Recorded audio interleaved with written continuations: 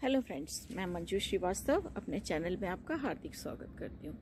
Friends, अभी दीजिए नया साल में जनवरी का 1 महीना और ख़त्म होने को है बिल्कुल, और अब फरवरी आने वाली है 2-4 दिन में ही। और इस टाइम प्लांट्स में बहुत सारे हमको काम करने होते हैं, और क्योंकि मौसम भी थोड़ा ठीक होने लगा होगा, अब बारिश भी लगभग रुक सी गई होगी कई जगहों पे, और धूप थोड़ी ज़्यादा निकलने लगी होगी, इंटेंसिटी भी थोड़ी सी ज़्यादा बढ़ जाएगी।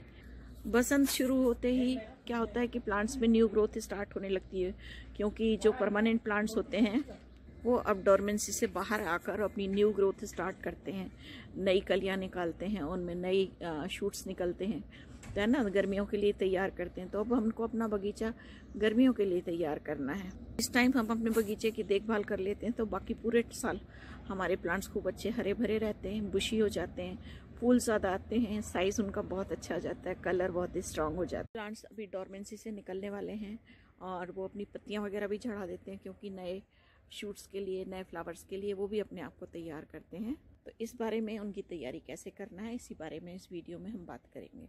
लेकिन उसके पहले यदि आप मेरे चैनल पे न्यू हैं तो प्लीज़ मेरे चैनल को सब्सक्राइब कर लीजिए और साथ में बेल आइकन को भी दबा दीजिएगा, जिससे कि जैसे ही कोई नया वीडियो मैं बनाती हूँ तो सबसे पहले आपके पास नोटिफिकेशन पहुँच जाए।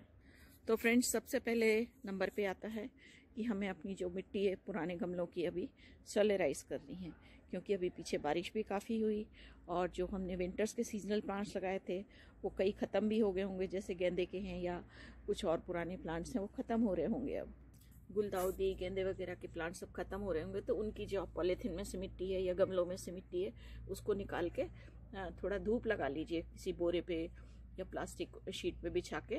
प्लांट्स की मिट्टी को धूप लगाना इसलिए ज़्यादा ज़रूरी है क्योंकि इस टाइम अगर प्लांट्स में पीछे जो पुराने पौधे लगे हुए थे उनमें अगर कोई फंगस लगी होगी या कोई बैक्टीरिया का अटैक हुआ होगा तो वो धूप लगने से वो कीड़े मर जाएंगे और आपकी मिट्टी न्यू हो जाएगी। और इसी मिट्टी में आप थोड़ी और खाद और थोड़ा फंजीसाइड और बॉन मील वगैरह मिला के आप नए गमले तैयार कर सकते हैं। पुराने गमलों की मिट्टी को कम से कम 3-4 दिन अच्छे से धूप दिखा लेना बहुत ज़्यादा ज़रूरी रहता है ना। और साथ में आप चाहें तो उसमें हल्दी भी मिला सकते हैं, फंजीसाइड नहीं है तो कोई बात नहीं, आप हल्दी भी मिला सकते हैं। और ये मिट्टी को सोलराइज कैसे करना है इसमें मैं ऑलरेडी वीडियो बना चुकी हूँ, लेकिन अगर आप चाहेंगे तो मैं आपको दूसरा वीडियो भी बना के दिखा दूंगी कि मिट्टी को सोलराइज यानी जीवाणु रहित कैसे किया जाता है। नई ग्रोथ लेने के लिए प्लांट्स जो हैं अपनी पत्तियां भी झड़ाते हैं। मतलब इस टाइम को क्या करना है, नंबर 2 पे हमको अपने प्लांट्स में से ये जो सूखी पत्तियां हैं इनको उठा के इकट्ठा कर लेना है ना। जो भी प्लांट्स के नीचे पड़ी हुई हैं तो ये फेंकनी नहीं है। सूखी पत्तियां इसलिए अनमोल हैं क्योंकि इनसे हम बहुत अच्छी लीफ मोल्ड बना सकते हैं।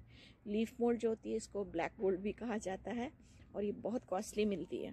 इसको बनाने के लिए आपको ज़्यादा कुछ करना नहीं होता। सारी सूखी पत्तियाँ आप इकट्ठी कर लीजिए, उनको एक बड़े पॉलीथीन बैग में या कट्टे में या किसी बकेट में आप इकट्ठा कर लीजिए और उसमें होल्स बना दीजिए ताकि उसमें एयर पास होती रहे, और उसको थोड़ा सा नम करके रख दीजिए। इसके लिए ज़्यादा जगह की भी ज़रूरत नहीं है, आप इसे कहीं भी छत पे या बालकनी में एक कोने में रख देंगे तो ये धीरे धीरे अपने आप बन जाएगी। पत्तियों की खाद बहुत ज़्यादा न्यूट्रिशियस होती है प्लांट्स की ग्रोथ के लिए, तो होती रहती है। और साथ ही आप इसे इंडोर प्लांट्स में भी, आउटडोर प्लांट्स में भी यूज़ कर सकते हैं। सब्जियों वगैरह के लिए बहुत अच्छी होती है क्योंकि विदाउट केमिकल होती है ये। पत्तियों की खाद बनाना बहुत आसान है और इस पे भी मैं वीडियो बना चुकी हूँ, आप कहेंगे तो मैं दोबारा वीडियो भी बना दूंगी इस पे। नंबर 3 पे आता है वीड्स। क्लीन योर पॉट्स, है ना। वीड्स वगैरह जो भी हमारे गमलों में फालतू की उग रही होती हैं इनको निकाल दीजिए, क्योंकि इस टाइम क्या होता है, इस टाइम उगती भी बहुत ज़्यादा है वीड्स वगैरह। ये इतनी फास्ट बढ़ती हैं कि आप प्लांट्स को जो भी फर्टिलाइज़र न्यूट्रिशन देते हैं तो ये प्लांट्स का सबसे ज़्यादा ये बहुत ग्रहण करके और बहुत फास्ट ग्रो करती हैं। होता ये है, जो ओरिजिनल प्लांट्स में हमने डाले होते हैं खाद, उनके बदले ये बहुत ज़्यादा फास्ट हो जाती हैं और ये पूरे प्लांट को ही कवर कर लेती हैं अक्सर। और ये जो हमारा ओरिजिनल प्लांट होता है वो कई बार मर भी जाता है इसमें, तो इसलिए इनको निकालना बहुत ज़्यादा ज़रूरी है। नेक्स्ट आता है इस टाइम की गुड़ाई। गुड़ाई खूब अच्छे से कर लें सभी गमलों की, तो मिट्टी उलट पुलट हो जाती है, तो मिट्टी में एरिएशन हो जाती है और हवा भी लग जाती है, धूप भी लग जाती है। क्योंकि जड़ों में हवा लग जाए तो न्यू रूट्स निकल आए, जो पुरानी जड़ें हैं वो कट के अलग हो जाएंगी। नेक्स्ट इसमें आता है कि फर्टिलाइज़र। जब हमने गुड़ाई कर ली है, प्लांट्स सोने से मतलब नींद से जाग रहे हैं, तो इनको खिलाई अच्छी चाहिए जिससे कि नए अच्छे शूट्स निकाल पाएँ, तो इनकी ब्रांचेस अच्छी घनी निकलेंगी और इनमें फूल वगैरह बहुत अच्छे आएंगे आपके। तो इस टाइम जो है बेस्ट टाइम है प्रूनिंग का। वर्मी कंपोस्ट, नेक्स्ट है गोबर की खाद या बॉन मील वगैरह, तीनों ही एक से एक बढ़िया है, इसमें आप कोताही बिल्कुल मत। तो प्रूनिंग करने के लिए हम अच्छी प्लांट्स की, जो भी हमारे प्लांट्स थे परमानेंट वाले, पेरेनियल प्लांट्स वाले, उनकी हम अच्छी सी प्रूनिंग कर सकते हैं। इस टाइम आप जो भी आपके फ्रूट्स वाले प्लांट्स हैं उनमें भी अगर ग्रोथ नहीं हो रही है तो आप उनकी कटिंग कर दीजिए अच्छे से। कटिंग करने से पुरानी ब्रांचेस हट जाने से नई ब्रांचेस निकलेंगी और फूल और फल दोनों ही न्यू ब्रांचेस पे आते हैं, ओल्ड पे नहीं आते, ये बात ध्यान रखिएगा सकते हैं। तो समर्स के लिए अभी प्रूनिंग करना बहुत ज़रूरी रहता है, ठीक है। नेक्स्ट इसमें आता है प्रूनिंग करने के बाद अभी एक चीज़ और इसके साथ ही क्या बचता है, रीपॉटिंग का। हमने रीपॉटिंग के लिए आप लोगों को विंटर्स में मना किया था, रीपॉटिंग नहीं करना है अभी, लेकिन अब आप रीपॉटिंग बहुत आराम से कर सकते हैं क्योंकि ये प्लांट की ग्रोथ का टाइम है। तो रीपॉटिंग इसलिए आप कर सकते हैं। रीपॉटिंग करने के लिए आप पॉट्स कैसे पहचानेंगे, तो थोड़ा सा मिट्टी को ऐसा कुरेद कर देखेंगे तो आपको उसमें रूट्स ऊपर तक आई हुई दिखेंगी, या फिर आप गमला टेढ़ा करके देखेंगे तो जो ड्रेनेज होल है उसमें से भी आपको रूट्स आती दिखाएंगी।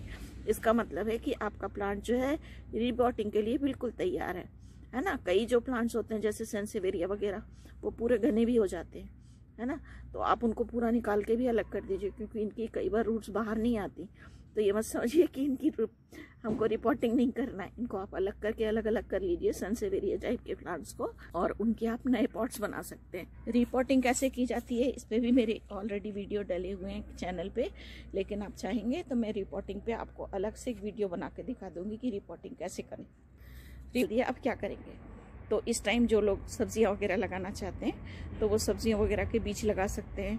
गर्मियों की सब्जियां जैसी लौकी है, सेम है, तुरई है, इनके बीज इस टाइम लगाते हैं तो बहुत अच्छे फल देने लगती हैं मई तक। ये बहुत अप्रैल मई तक इनमें खूब अच्छे फल आने लगते हैं। जो आपने समर्स के बीज भी लगाने होंगे जैसे गोमफ्रेना वगैरह के, आइपोमिया के, तो वो भी आप इस टाइम लगा लीजिए। इसके साथ ही एक चीज़ और बहुत इम्पॉर्टेंट है, जो लोग एयर लेयरिंग करना चाहते हैं या ग्राफ्टिंग करना चाहते हैं इस टाइम के लिए ये भी टाइम भी उनके लिए बहुत बेस्ट है, क्योंकि प्लांट में न्यू ग्रोथ होने लगती है, प्लांट में न्यू हार्मोन्स बनते हैं प्लांट की ग्रोथ करने के लिए, फूल निकलने के लिए, ब्रांचेस निकलने के लिए।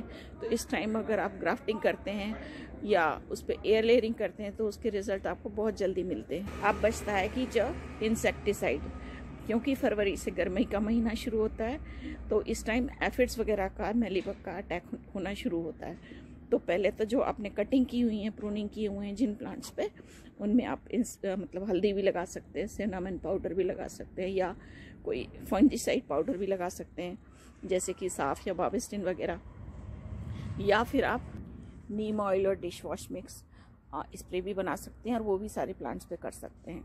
इस टाइम आपको सारे प्लांट्स पे नीम ऑयल और डिश वॉश का मतलब 1-1 चम्मच 1 लीटर पानी में मिक्स करके सारे प्लांट्स पे रेगुलरली 15 डेज पे या 10 दिन के 12 दिन के अंतराल पर, जैसे आपने जो भी टाइम टेबल बांध रखा हो उसके हिसाब से प्लांट्स पे स्प्रे करना। इंसेक्टिसाइड्स का बिल्कुल मत भूलिए क्योंकि ये हाई टाइम होती है, इस टाइम एफिड्स का और मेलीबग का अटैक शुरू हो जाता है, तो उससे ये प्लांट्स आपके सारे बचे रहेंगे।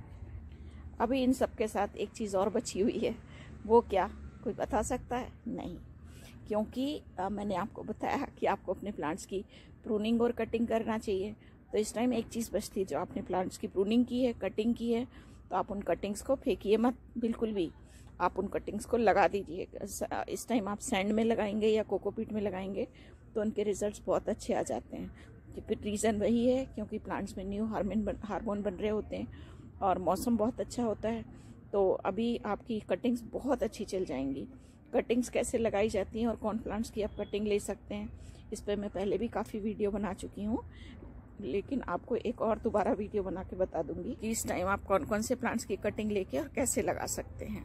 तो फ्रेंड्स, हो जाइए तैयार फरवरी में करने वाले कामों के लिए आप, और ये पूरा महीना इसी तरह से आपका बड़ा व्यस्त जाने वाला है, चाहे आपके पास गमले कम हो या ज़्यादा, है ना।